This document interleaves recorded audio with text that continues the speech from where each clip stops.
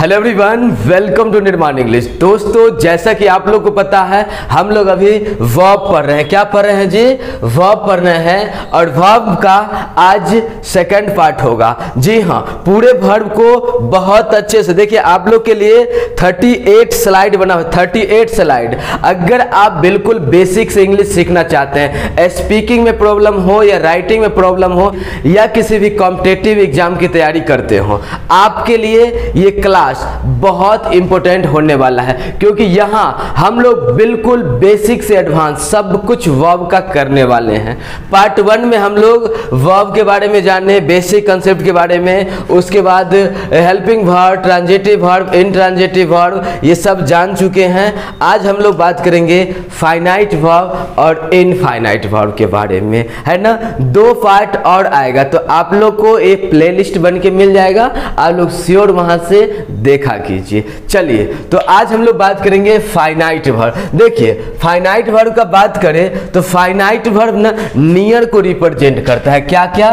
Finite verb जो होता है ना अपना, वो नियर को रिप्रेजेंट करता है, नजदीक को दिखाने के लिए आता है। वर्ब क्या होता है? जो सब्जेक्ट के लिए आता है ना, सब्जेक्ट के लिए। तो जो वर्ब सब्जेक्ट के नज़दीक होता है ना, उस वर्ब को हम लोग फाइनाइट वर्ब कहते हैं, और जो वर्ब सब्जेक्ट से दूर होता है उसे हम लोग इनफाइनाइट वर्ब कहते हैं। वैसे अगर बात किया जाए तो जो फाइनाइट वर्ब होता है ना, उस पे सब्जेक्ट का शासन होता है। जी हाँ, फाइनाइट वर्ब पे, नज़दीक वाले वर्ब पे सब्जेक्ट का शासन होता है। मतलब फाइनाइट वर्ब सब्जेक्ट के अकॉर्डिंग बदलते रहता है, चेंज होते रहता है। लेकिन इनफाइनाइट वर्ब जो है उस पे सब्जेक्ट का शासन नहीं होता, क्योंकि वो सब्जेक्ट से दूर होता है, जिस वजह से इनफाइनाइट वर्ब सब्जेक्ट के कारण चेंज नहीं होता है। क्लियर ना? जैसे देखिए ना, अगर हम लोग बात देखिए, यहाँ पे लिखा हुआ भी फाइनाइट वर्ब नियर और इनफाइनाइट वर्ब दूर। देखिए, एक कंसेप्ट है इसका, बोला यदि सेंटेंस के सब्जेक्ट का नंबर और पर्सन को चेंज करने से, यदि सेंटेंस के सब्जेक्ट के नंबर और पर्सन को चेंज करने से वर्ब के फॉर्म में किसी भी टाइप का कोई भी परिवर्तन आ जाए, किसी भी टाइप का कोई भी चेंजिंग आ जाए, यानी वर्ब सब्जेक्ट के कारण बदल जाए, वो वर्ब फाइनाइट वर्ब कहलाता है। समझ में आया? जो सेंटेंस के सब्जेक्ट के नंबर और पर्सन को चेंज करने से वर्ब के फॉर्म में किसी भी तरह का कोई चेंजिंग आ जाए, फाइनाइट वर्ब कहलाता है। क्लियर? आगे देखिए, आगे बोल रहा है ऐसा करने से यदि वर्ब के फॉर्म में किसी भी तरह का कोई चेंजिंग ना हो, ऐसा करने से वर्ब के फॉर्म में कोई चेंजिंग ना हो, तो वह वर्ब इनफाइनाइट वर्ब कहलाता है। सिंपल सा बात है। अगर सब्जेक्ट के कारण वर्ब बदल जाए तो फाइनाइट वर्ब, अगर सब्जेक्ट के कारण वर्ब ना बदले, इनफाइनाइट वर्ब। कितना आसान बात, जो बात ओरली बताए थे। आइए अब हम लोग थोड़ा और इसके बारे में जानते हैं एग्जाम्पल के थ्रू। जैसे देखिए, बोल रहा है I go to market to buy some books. I go to market to buy some books. यहाँ पे जाना भी वर्ब है और खरीदना भी वर्ब है, 2 वर्ब है, और सेंटेंस का सब्जेक्ट कौन है अपना? आई। तो आई के जो नजदीक है वो वर्ब फाइनाइट वर्ब कहलाएगा। क्या कहलाएगा? फाइनाइट वर्ब कहलाएगा। और जो आई से दूर है वो अपना इनफाइनाइट वर्ब कहलाएगा। क्या समझ में आया? जी हाँ, फाइनाइट वर्ब सब्जेक्ट के नंबर और पर्सन के कारण बदलता है, चेंज होता है ना, क्योंकि वो नज़दीक होता है। इनफाइनाइट वर्ब सब्जेक्ट के नंबर और पर्सन के कारण नहीं बदलता, क्योंकि वो दूर होता है। जैसे देखिए ना, यहाँ पे he goes to market to buy some books. देखिए यहाँ पे क्या है, ये ही गोज टू मार्केट में इसका मतलब भी है मैं मार्केट गया और कुछ किताब खरीदा, और इसका मतलब भी है वह मार्केट गया और कुछ किताब खरीदा। यहाँ पे आई मार्केट गया तो इसके लिए गो आया, यहाँ पे ही मार्केट गया तो गोज आया, लेकिन खरीदने वाले वर्ब में कोई परिवर्तन आया नहीं आया ना। तो सब्जेक्ट के कारण जिस वर्ब में कोई परिवर्तन ना आए इनफाइनाइट वर्ब कहलाता है। ओके, चलिए नेक्स्ट बोल रहा है यदि किसी सेंटेंस के टेंस को, यदि किसी सेंटेंस के टेंस को, अब टेंस का बात हो रहा है, वहां सेंटेंस था, यहां टेंस का बात हो रहा है। टेंस यानी प्रेजेंट पास्ट फ्यूचर है ना। यदि किसी सेंटेंस के टेंस को चेंज करने से वर्ब के फॉर्म में किसी भी प्रकार का कोई भी परिवर्तन आ जाए, क्या क्या, यदि किसी टेंस के, है ना, यदि किसी टेंस को चेंज करने से वर्ब के फॉर्म में किसी भी तरह का कोई परिवर्तन आ जाए तो वो फाइनाइट वर्ब कहलाएगा।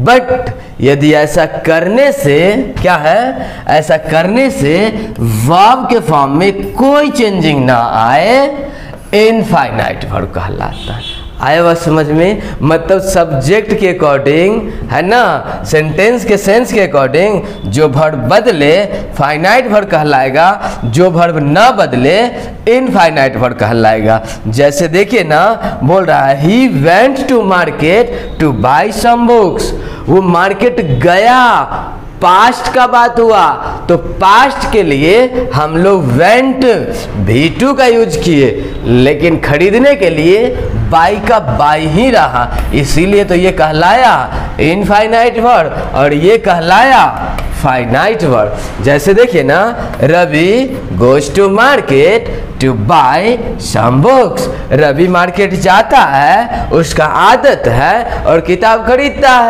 है ना। तो यहाँ पे रवि सिंगुलर सब्जेक्ट हुआ, प्रेजेंट का बात हुआ, इसीलिए रवि के लिए V5 का यूज किए, क्योंकि रवि के कारण ये गोज में परिवर्तन आया, जाने के एक्शन में परिवर्तन आया, बट खरीदने में नो परिवर्तन, इसीलिए तो बाय इनफाइनाइट वर्ब कहलाया।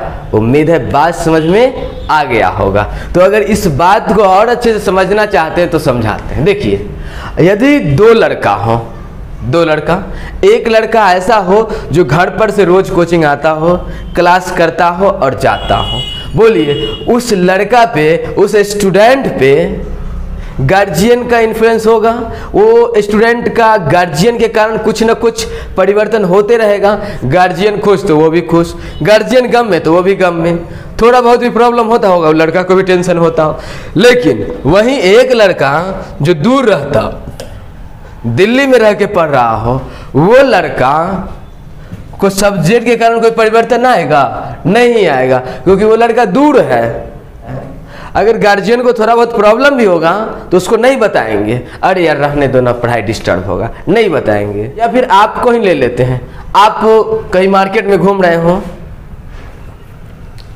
या फिर हॉल में हो, मस्ती कर रहे हो, पापा का कॉल गया, आप रिसीव न कर पाए, या फिर रिसीव करके यूं कहते हैं पापा भी रखिए, अभी ग्रुप डिस्कशन कर रहे हैं। मतलब आप में कोई परिवर्तन नहीं आ रहा है सब्जेक्ट के कारण, आप अपने दुनिया में मगन हैं, तो ये कहलाता है इनफाइनाइट वर्ब। बट वो पर्सन, वो स्टूडेंट जो सब्जेक्ट के अकॉर्डिंग, गार्जियन के अकॉर्डिंग चेंज हो रहा है, वो फाइनाइट वर्ब कहलाता है। ओके, क्लियर है ना? चलिए नेक्स्ट हम लोग बात करते हैं किसके लिए रूल रेगुलेशन हम लोग को लगाना पड़ेगा, फाइनाइट के लिए या इनफाइनाइट के लिए? इनफाइनाइट के लिए। हाँ, क्यों? क्योंकि फाइनाइट वर्ब तो पास में है, नजदीक में है, पता है जो यार उसका 10 बजे क्लास ओवर होता है, 10:30 बजे तक आ ही जाता है, 10-15 मिनट रास्ते में लगता है, कभी कोई कारणवश लेट हो गया तो टाइम फिक्स है, जो इतना है तो इतना है, वो किस सिस्टम बना हुआ है, उसको भागने का चांस न के बराबर है। लेकिन जो दूर है उस पे रूल रेगुलेशन जानना जरूरी है, तो इसलिए फाइनाइट वर्ब पढ़ने का जरूरत अब हम लोग को नहीं है, हम लोग को पढ़ना पड़ेगा infinite form of the verb या non finite form of the verb. तो पता चला there are 3 members in the family of non finite form of the verb. 3 member हैं non finite form of the verb के लिए। एक तो teacher से बात करेंगे, दूसरा हॉस्टल वाले से, और तीसरा पीजी वाले से। टाइम से खाता है ना, इधर उधर तो नहीं जाता है, टाइम से क्लास आता है ना, तब जाके कुछ मुट्ठी में रहेगा बच्चा, नहीं तो यही बात है। तो दूर वाले को यानी non finite form of the verb को पढ़ने के लिए, समझने के लिए हम लोग 3 ग्रुप में डिवाइड किए। एक का नाम हो गया इन्फिनेटिव, दूसरा का नाम हो गया जिरंड, और तीसरा का नाम हो गया पार्टिसिपल। क्लियर ना? इन्फिनेटिव बोलते हैं 2 + V1 को। 2 + V1 क्या कहलाता है? इन्फिनेटिव कहलाता है। एक होता है जिरंड, जो होता है V1 + ING। तो इसको भी पढ़ेंगे, इसको भी पढ़ेंगे, बहुत अच्छे से सबको पढ़ेंगे। और ये पार्टिसिपल को भी पढ़ने वाले हैं, क्योंकि पार्टिसिपल को 3 भाग में बांट के पढ़ेंगे। एक present participle, past participle and perfect participle. Okay जी, तो ऐसा करते हैं। सबसे पहले हम लोग इन्फिनेटिव के बारे में बात करते हैं। वैसे हम लोग V1 वर्ब जानते हैं, एक्शन जानते हैं, क्रिया जानते हैं, बट अगर उस V1 से पहले टू लगा दे तो उसमें नाउन का गुण आ जाता है। किसका गुण आ जाता है जी? नाउन का गुण आ जाता है। और नाउन का गुण आ जाने के कारण ये किसी भी सेंटेंस का सब्जेक्ट बनने का अधिकारी अब हो जाता है। क्लियर ना? क्योंकि आप लोग को पता है किसी भी सेंटेंस का सब्जेक्ट या तो नाउन बनेगा या प्रोनाउन बनेगा, दूसरा कोई बन नहीं सकता। वर्ब तो कभी नहीं। तो इसलिए वर्ब से पहले टू लगा दिए तो ये इन्फिनेटिव बन गया, जिसमें नाउन का गुण आ जाता है, जिस वजह से वो किसी सेंटेंस का सब्जेक्ट बन सकता है। जैसे देखिए ना क्या लिखा हुआ है इन्फिनेटिव के बारे में। 2 + V1 इन्फिनेटिव एक प्रकार का नाउन है जिसमें वर्ब के भी गुण होते हैं, अतः हम इन्फिनेटिव को वर्ब नाउन भी कह सकते हैं। अतः हम इन्फिनेटिव को वर्ब नाउन भी कह सकते हैं। एग्जाम्पल देखिए, एग्जाम्पल क्या है?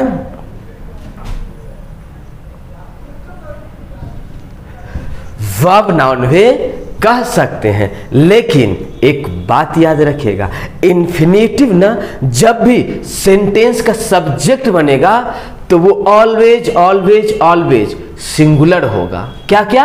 जी हाँ, वो इन्फिनेटिव ऑलवेज सिंगुलर होगा और अपने साथ वर्ब भी सिंगुलर लेगा। जैसे देखिए ना क्या बोल रहा है, infinitive is used as subject in a sentence. Infinitive का यूज सेंटेंस में सब्जेक्ट के रूप में करते हैं। और infinitive is use as singular and take singular verb. क्या बोल रहा है? इन्फिनेटिव का प्रयोग सेंटेंस के सब्जेक्ट के रूप में करते हैं और ये infinitive always always always singular होता है और अपने साथ वर्ब भी सिंगुलर लेता है। यस, इन्फिनेटिव तो सब्जेक्ट बनेगा बट हमेशा सिंगुलर सब्जेक्ट बनेगा। क्यों? क्योंकि उसमें नाउन का गुण आ जाता है। देखिए ना एग्जाम्पल बोल रहा है, to steal is a crime. To steal is a crime, है ना? स्ट्रक्चर क्या था? सब्जेक्ट। अब ये सब्जेक्ट जो होगा वो सिंगुलर होगा और वर्ब भी क्या लेगा? सिंगुलर लेगा। ओके ना? तो to steal is a crime, चोरी करना अपराध है। Next, to swim is good for health. तैरना स्वास्थ्य के लिए लाभदायक है ना? तो ये स्विम सब्जेक्ट नहीं बन सकता, बट टू स्विम किसी सेंटेंस का सब्जेक्ट बन सकता है। क्यों? क्योंकि ये अब वर्ब नहीं रहा, ये इन्फिनेटिव बन गया और इन्फिनेटिव बन जाने से इसमें नाउन का गुण आ जाता है और नाउन का गुण जिस चीज में होता है वो किसी सेंटेंस का सब्जेक्ट बन सकता है, बट सिंगुलर। ओके जी, चलिए आगे बात करते हैं कुछ और इसके बारे में। देखिए नेक्स्ट कंसेप्ट बोल रहा है, infinitive is use as an object in a sentence. क्या क्या?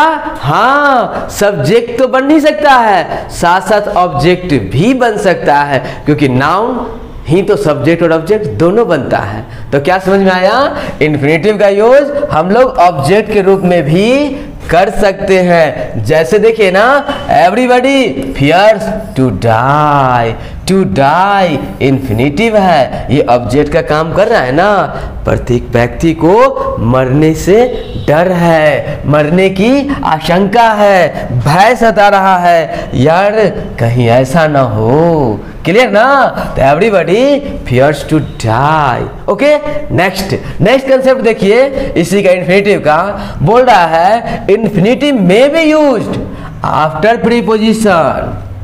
इन्फिनेटिव का प्रयोग प्रीपोजिशन के बाद कर सकते हैं। देखिए ये अभी तक जो चीज हम लोग पढ़े ना, वो नाउन वाला गुण हो गया, क्योंकि हम लोग को पता है after preposition noun is use होता है ना। लेकिन आज हम लोग क्या पढ़ रहे हैं, इन्फिनेटिव को यूज कर रहे हैं। क्यों? क्योंकि इन्फिनेटिव में नाउन वाला गुण आ गया। तो प्रीपोजिशन के बाद अब हम लोग इन हो, अबाउट हो, ऑन हो, अपॉन हो, ये सब के बाद 2+V1 का यूज कर सकते हैं। बट याद रहे स्ट्रक्चर ऐसा होना चाहिए, सब्जेक्ट हो इज, एम, आर या was word, about two plus V1, 2+V1 वाला वाली का सेंस देता है। क्लियर है? जैसे देखिए ना, He is about to go, वह जाने वाला है। Next, she was about to die, die होगा, she was about to die, वो मरने वाली थी। क्लियर ना, इसीलिए तो मर गई, याद है, इसीलिए तो मर गई। बात समझ में आया? नेक्स्ट कंसेप्ट बोल रहा है common error in the use of infinitives. Common error in the use of infinitives. आखिर इन्फिनेटिव से कॉमन एरर कैसे पूछा जाता है? तो कंसेप्ट पहले बता देते हैं, फिर इसके थ्रू एग्जाम्पल देखेंगे हम लोग। ओके जी, देखिए ना क्या बोल रहा है, यदि किसी भी सेंटेंस का सब्जेक्ट है ना, क्या देखें हम लोग कंसेप्ट में, कभी कभी क्या होता है सब्जेक्ट के बाद रिक्वेस्ट वर्ड आ जाए, अलाउ आ जाए, एडवाइस आ जाए, कंपेल्ड आ जाए, रिमाइंड आ जाए, show, urge, teach, warn, tell, persuade, permit, order, oblige, invite, instruct, force, forbid या एक्सेप्ट या इनकरेज, ये सब वर्ड आ जाए तो आपको याद रखना है, जो सब्जेक्ट के बाद ये सब आने के बाद डायरेक्ट हमें ऑब्जेक्ट चाहिए। क्या चाहिए? ऑब्जेक्ट। मतलब क्या? Subject plus request plus subject होना चाहिए, subject plus allow plus subject होना चाहिए, subject plus advice plus subject होना चाहिए, कुछ और नहीं। हाँ, ऑब्जेक्ट के बाद 2+V1 आ सकता है, ऑब्जेक्ट के बाद इन्फिनेटिव आएगा, डायरेक्ट रिक्वेस्ट के बाद इन्फिनेटिव नहीं आ सकता, डायरेक्ट अलाउ के बाद इन्फिनेटिव नहीं आ सकता, डायरेक्ट एडवाइस के बाद इन्फिनेटिव नहीं आ सकता, डायरेक्ट कंपेल्ड के बाद इन्फिनेटिव नहीं आ सकता। याद रहेगा? तो चलिए एग्जाम्पल देखते हैं, कौन सा एग्जाम्पल राइट है कौन रॉन्ग है। आप लोग के सामने बोल रहा है the situation compelled him to leave the city. ऐसा सिचुएशन खराब हो गया जो हम लोग को मजबूरन ये सिटी छोड़ना पड़ा। बताइए इसको सही कीजिएगा या गलत कीजिएगा? क्या? यस, सही होगा, क्योंकि अभी बात किए थे ना, कंपेल के बाद ऑब्जेक्ट आना चाहिए, हिम आना चाहिए, मी आना चाहिए, यू आना चाहिए, देम आना चाहिए, ना कि 2+V1। देखिए यहाँ पे the situation compelled to leave him the city, गलत हो गया ना। हम लोग को डायरेक्ट क्या आना चाहिए था जी? ऑब्जेक्ट आना चाहिए था, आ गया इन्फिनेटिव, हो गया गड़बड़ है बस समझ में। नेक्स्ट देखिए बोल रहा है I requested to go him at once. बोलिए राइट रॉन्ग? हाँ, गलत कीजिए, क्योंकि ये रिक्वेस्टेड के बाद 2+V1 आया, जिसे आप बर्दाश्त नहीं कर सकते। आपको पता है रिक्वेस्टेड के बाद, एडवाइस के बाद, अलाउ के बाद डायरेक्ट हम लोग को ऑब्जेक्ट चाहिए। देखिए ना, I requested him to go at once, right हुआ। याद रहेगा? यही सब कंसेप्ट याद रहेगा तो एग्जाम का एक भी क्वेश्चन नहीं छूटेगा। चलिए अब नेक्स्ट कंसेप्ट के बारे में बात करते हैं। बोल रहा है कभी कभी क्या होता है, सब्जेक्ट आता है, उसके बाद इज मार, उसके बाद ग्लैड आ जाए, एबल आ जाए, सरप्राइज्ड आ जाए, लकी आ जाए, राइट आ जाए, रॉन्ग आ जाए, स्टूपिड आ जाए, डिलाइट आ जाए, डिसअपॉइंटेड आ जाए, एंग्जियस आ जाए, हैप्पी आ जाए, प्लीज्ड आ जाए, शॉक्ड आ जाए, लकी आ जाए, फिट आ जाए, एंग्री आ जाए। ये सब वर्ड जब आएगा तो आपको इन्फिनेटिव चाहिए। क्या क्या? Yes, subject plus is am are plus glad plus infinitive, subject plus is am are plus able plus infinitive, उसके बाद अदर वर्ड जो आना होगा आएगा। मतलब यहाँ हिम, यहाँ ऑब्जेक्ट का रिक्वायर नहीं है, याद रहेगा ना। तो जरा देखिए ना, इसका एग्जाम्पल होगा नीचे एग्जाम्पल बोल रहा है I lucky to meet you, I lucky to meet you. बताइए ना इसको क्या करे, राइट करे या रॉन्ग करे? आई lucky to meet you. Yes, ये क्या यार गलत है ना।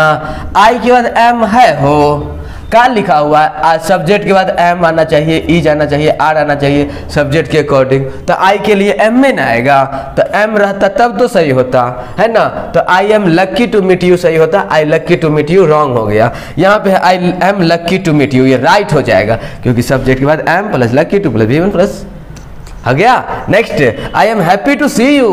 अरे यार हम आपको देखे तो मेरा दिल गार्डन हो जाता है ना। तो आई के बाद एम लगा, हैप्पी लगा, टू सी यू सही है। बट यहाँ पे देखिए I happy to see you wrong हो गया, गलत हो गया। आया समझ में? चलिए नेक्स्ट देखिए आप लोग के सामने। नेक्स्ट बोल रहा है कंसेप्ट सब्जेक्ट प्लस ट्राई हो, रिफ्यूज हो, प्रोसीड हो, प्रिटेंड हो, प्रिपेयर हो, प्रेफर हो, प्लान हो, अफर्ड हो, सीम हो, लाइक हो, लर्न हो, इंटेंड हो, बिगिन हो, चूज हो, फॉरगेट हो या डिसाइड हो। ये सब वर्ड अगर होगा तो आपको 2 + V1 आएगा। क्या क्या? 2 + V1। जी हाँ, सबसे पहले हम लोग को चाहिए सब्जेक्ट। क्या चाहिए? सब्जेक्ट चाहिए। उसके बाद ट्राई आएगा, ट्राई के बाद 2 + V1 आएगा। सब्जेक्ट के बाद अगर रिफ्यूज आ गया तो भी 2 + V1 होगा। सब्जेक्ट के बाद अगर प्रोसीड आ गया फिर भी 2 + V1 होगा। मतलब सब्जेक्ट के बाद इसमें से कोई भी आ गया तो उसके बाद हम लोग को 2 + V1 चाहिए, इन्फिनेटिव चाहिए, ना कि अदर कुछ। ओके जी। हाँ, उसके बाद आपका अदर वर्ड जो वो आना आ सकता है। जैसे एग्जाम्पल देखिए, I planned to visit the Taj Mahal. मैंने प्लान किया ताजमहल को विजिट करना, ताजमहल घूमने जाना। बोलिए I plan to visit the Taj Mahal, क्या करें? Right wrong? या यस, राइट होगा। वहीं पे अगर बात करें I plan visit the Taj Mahal, यहाँ पे 2 कहाँ गया जी? 2 + V1 चाहिए ना। 2 गड़बड़ हो गया, गलत हो गया जी, काटिए ना, है ना। ऐसे होता है। नेक्स्ट देखिए आप लोग के सामने नेक्स्ट कंसेप्ट बोल रहा है models are always takes the first form of the verb. Simple सा बात है, याद रखिएगा आप लोग। मॉडल्स का यूज ऑलवेज V1 के साथ करते हैं, और याद रखिएगा आफ्टर मॉडल V1 ही यूज होता है। क्या क्या? जब भी मॉडल का बात हो तो उसके बाद हम लोग V1 का यूज करते हैं। मॉडल कहते किसको है? Will, would, shall, should, can, could, may, might, must, ought to, ये सब मॉडल हुआ। और इस सब के बाद हम लोग को V1 चाहिए। क्या चाहिए? वर्ब का फर्स्ट फॉर्म चाहिए। मतलब मॉडल के बाद गो आता है, मॉडल के बाद रीड आता है, मॉडल के बाद वांट आता है। क्लियर ना? तो after model V1 is use. जैसे देखिए ना क्या बोल रहा है, I can this work, I can this work. तो यहाँ पे आई तो आ गया, कैन मॉडल भी आ गया, लेकिन दिस मेरा V1 नहीं है, दिस V1 नहीं है भैया। दिस तो डेमोन्स्ट्रेटिव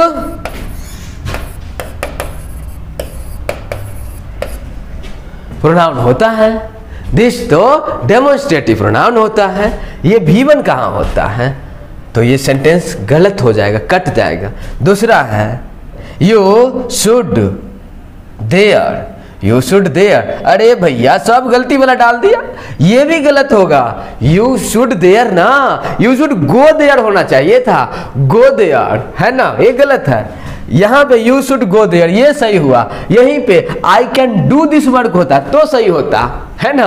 तो हम लोग को जैसे ही आज के बाद मॉडल दिख जाए, will, would, shall, should, can, could, may, might, must, ought to, अगर दिख जाए तो आप पकड़ के V1 लगाइएगा। यस, तो यहाँ पे V1 चाहिए था, है V1 तो सही हुआ, नहीं तो V1 गलत हुआ। आइए नेक्स्ट कंसेप्ट हम लोग बात करते हैं। नेक्स्ट कंसेप्ट बोल रहा है after model 2 is not use. देखिए भैया, मॉडल के बाद V1 आता है, अच्छी बात, लेकिन एक बात और याद रहे, मॉडल के बाद 2 नहीं आता। हाँ, मॉडल के बाद 2 नहीं आता। जैसे देखिए ना, you should to read English, भैया शुड मॉडल होता है, काहे 2 लगा दिए, काटिए। अगर लिखना था तो यू शुड रीड इंग्लिश लिखते, ठीक हो जाता। जैसे देखिए यहाँ पे I will to go there, धत ये भी गड़बड़ हुआ। अरे लिखना होता था आई विल गो देयर लिखता, जब बता दिए after model 2 is not use तो काटिए ना 2 को, काटिए ना 2 को। ओके, तो आज के बाद आप लोग गलती से भी गलती कर पाइएगा, मॉडल के बाद 2 लगाइएगा नहीं ना, तब आप लोग ये है समझदार। नेक्स्ट कंसेप्ट देखिए, बोल रहा had better, had sooner, had rather, would sooner, after that 2 is not use. यहाँ पे स्पेस नहीं है ना, ये तो कॉमा है, ये नहीं है ना। तो क्या बोल रहा है, had better, had sooner, had rather, would sooner, after that 2 is not use. इन सारे शब्दों के बाद भैया 2 नहीं लगई है, इन सारे शब्दों के बाद 2 का यूज नहीं करते। अगर कर दिए तो हो जाएगा गलती से मिस्टेक, है ना। यस, तो क्या बोल रहा है, you had better to come now. बोलिए सही की गलत, एक गलती हुआ, काटिए ना, काहे काटेंगे, क्योंकि देखिए हैड बेटर के बाद 2 किए लगलिए यहाँ, जब ऊपर में कंसेप्ट लिखल हवे तो, है ना। नेक्स्ट देखिए, बोला you had better come now. हाँ ये सही होगा, क्योंकि हैड बेटर के बाद 2 यूज नॉट यूज, नहीं आया 2 तो सही हो गया, यहाँ आ गया 2 तो गलती हो गया। आए बस समझ में। यस, नेक्स्ट कंसेप्ट देखिए, नेक्स्ट कंसेप्ट आप लोग के सामने है, बोल रहा है after let 2 is not use. भैया लेट के बाद भी अब 2 नहीं लगाइएगा, लेट के बाद भी 2 का यूज नहीं करते। जैसे देखिए क्या बोल रहा है, लेट मी गो सही हो जाएगा, लेट मी टू गो गलत हो जाएगा, क्योंकि लेट अपने साथ कभी भी ऑब्जेक्ट लेता है, लेट अपने साथ कभी भी ऑब्जेक्ट लेता है, उसके बाद V1 लेता है, लेकिन 2 कभी नहीं लेता है। और एक बात और याद रखिएगा, सब्जेक्टो कभी नहीं लेता है, तो लेट ऑलवेज ऑब्जेक्ट लेता है और 2 नहीं लेता है, ठीक है। नेक्स्ट कंसेप्ट देखिए, नेक्स्ट कंसेप्ट आप लोग के सामने है जिरंट। जिरंट जो है अभी बात किए थे ना, V1 प्लस ING को जिरंट बोलते हैं। किसको बोलते हैं जी, V1 प्लस ING को जिरंट बोलते हैं। एक बात और याद रखिएगा, अगर ये V1 प्लस ING सब्जेक्ट के बाद आता है, हेल्पिंग वर्ब के बाद आता है, तो ये वर्ब यानी मेन वर्ब कहलाता है। बट अगर सेंटेंस का स्टार्ट करता है तो जिरंट कहलाता है। क्यों? क्योंकि इसमें नाउन का गुण आ जाता है। किसका गुण आ जाता है? नाउन का गुण आ जाता है, जिस कारण से ये भी अब किसी भी सेंटेंस का सब्जेक्ट बनने का अधिकारी हो गया। हाँ, मतलब जिरंट नाम तभी पड़ता है जब भी फॉर्म में नाउन का गुण आ जाता है, और जैसे ही नाउन का गुण आ जाए और वो व्यक्ति सब्जेक्ट न बने, वो व्यक्ति ऑब्जेक्ट न बने, ये हो नहीं सकता, है ना। तो देखिए ना, इसीलिए तो कहते हैं it is use as subject in a sentence. Gerund का प्रयोग सेंटेंस के सब्जेक्ट के रूप में करते हैं। जिरंड का प्रयोग कहाँ करते हैं? सेंटेंस के सब्जेक्ट के रूप में करते हैं। दूसरा बात, it is use as singular and take singular verb. ये भी अपने साथ हमेशा ऑलवेज सिंगुलर वर्ब लेता है, क्योंकि होता ही सिंगुलर है।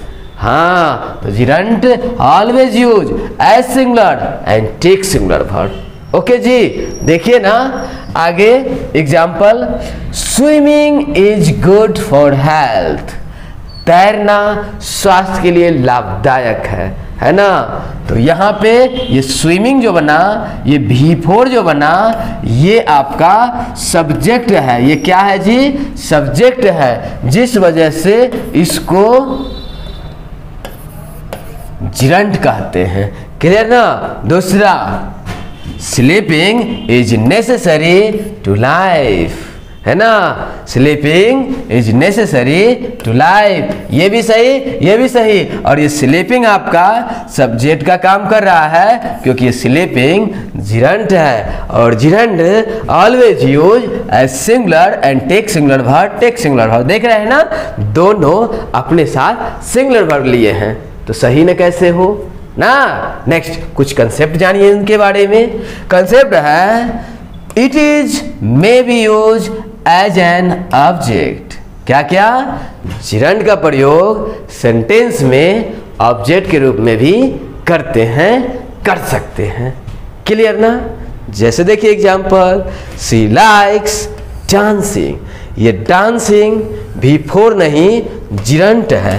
ये जिरंट है क्योंकि इसमें नाउन का गुण आ गया, जिस कारण से ये V4 ऑब्जेक्ट बन गया, जिस कारण से ये आपका ऑब्जेक्ट बन गया।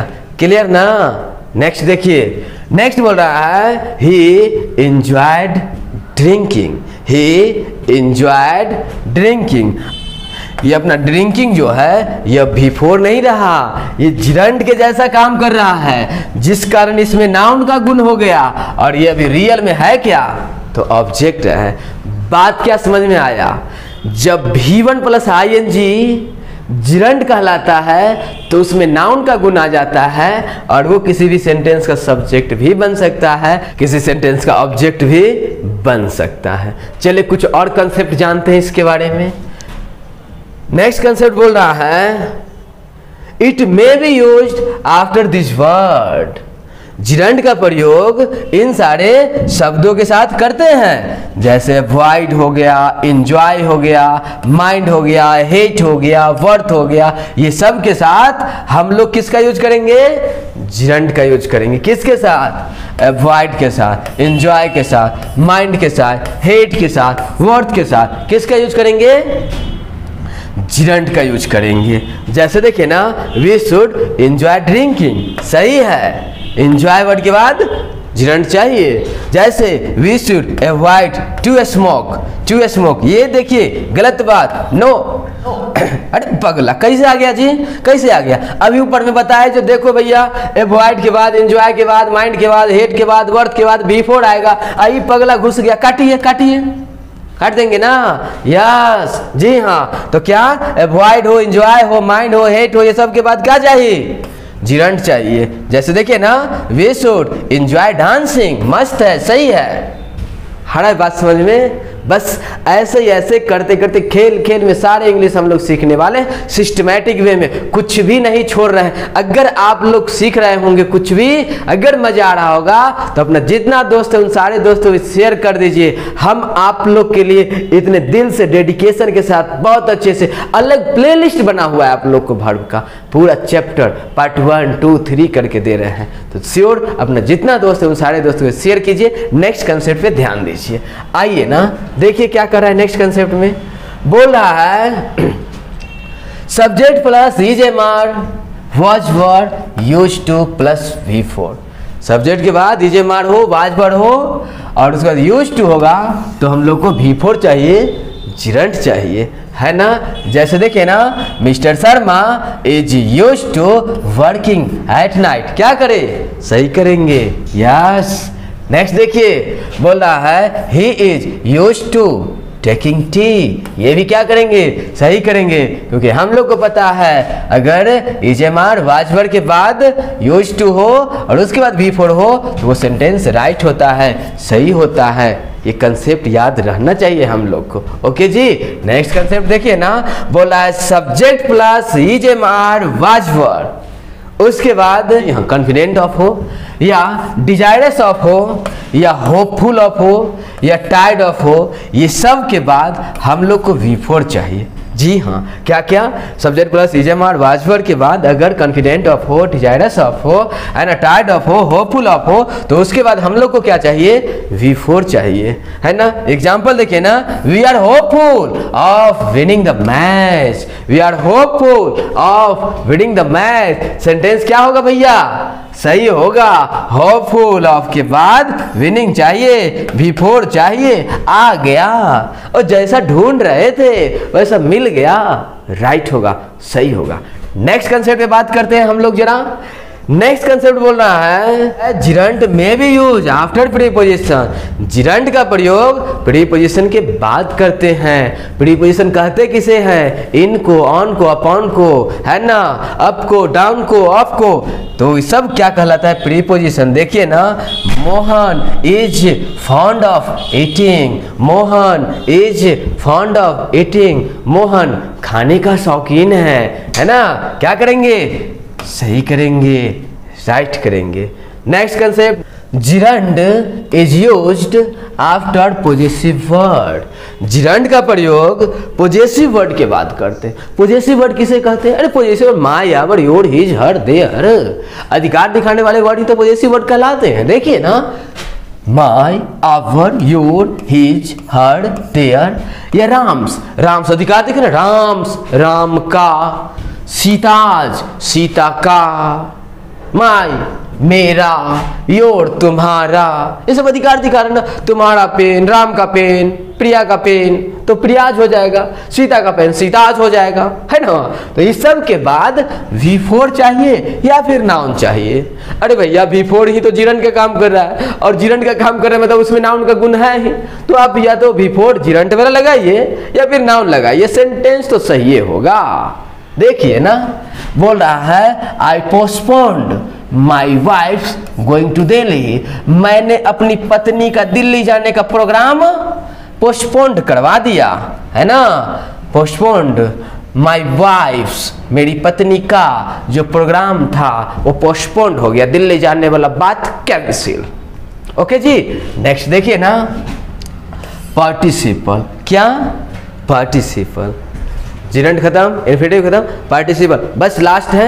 ये पार्ट अपना सेकेंड पार्ट वर्ड का यही पार्टिसिपल खत्म करके कर देंगे, नेक्स्ट पार्ट में कुछ और देखा जाएगा। आइए, पार्टिसिपल का अगर बात करें तो एक वर्ड सुने होंगे पार्टिसिपेट।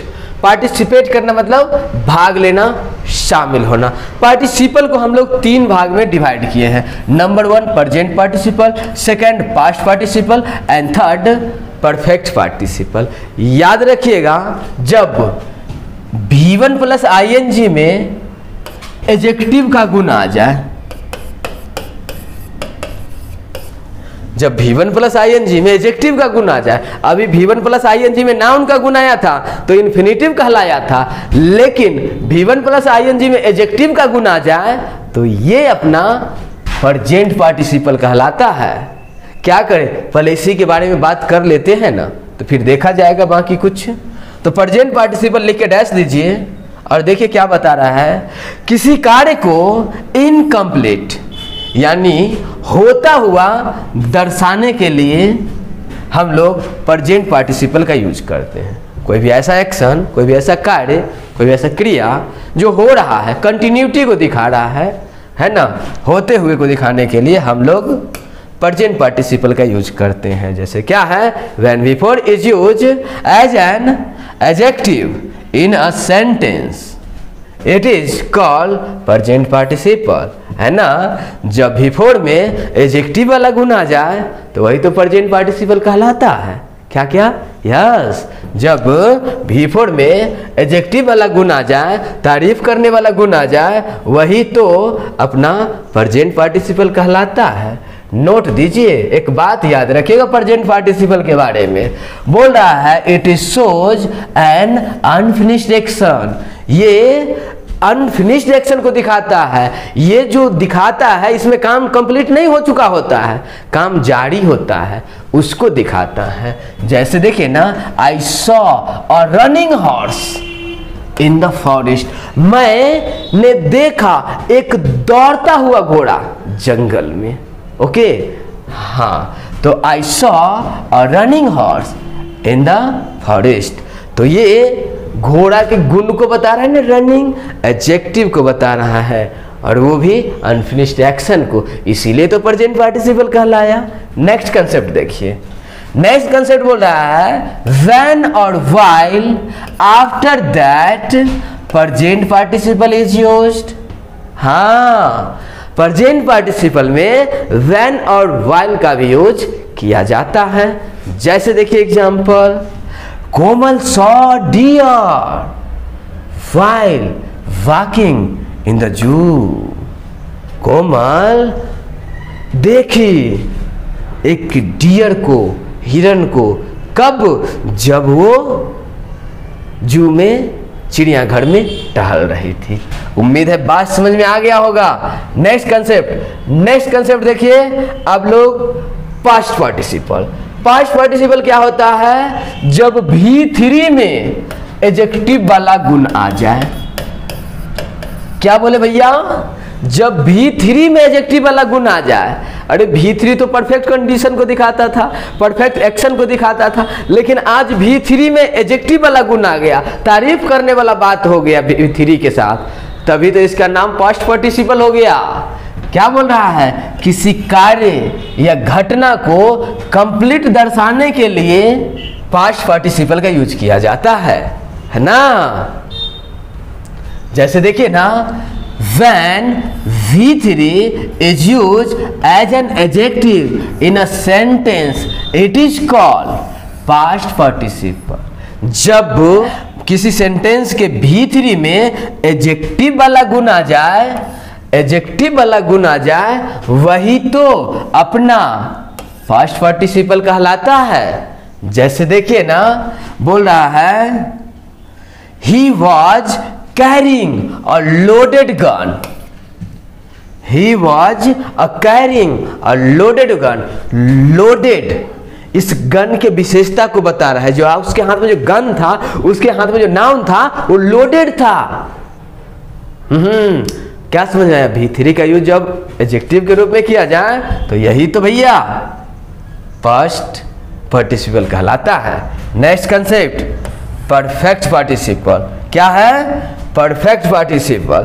परफेक्ट पार्टिसिपल मतलब having plus V3, having plus V3। जब काम बहुत पहले फिनिश हो गया हो, जब काम भूतकाल में ही कंप्लीट हो चुका हो, उसी को हम लोग बोलते हैं परफेक्ट पार्टिसिपल, है ना। किसी कार्य का भूतकाल में कंप्लीट होता हुआ दर्शाया गया हो, कहलाता है परफेक्ट पार्टिसिपल। इसके लिए एक बात याद रखिएगा, इसका स्टार्ट हैविंग से होगा। क्या? Having plus V3 plus other word, उसके बाद सिंपल पास्ट, है ना। सिंपल पास्ट बोले तो subject plus V2 plus other word. जैसे क्या बोल रहा है? Having completed his work he left the office. Having completed his work left his office, है ना। वो अपना ऑफिस छोड़ा, बट उससे बहुत पहले वो अपना काम खत्म कर चुका था। उम्मीद है आज का वीडियो आप लोग को बहुत अच्छा लगा होगा।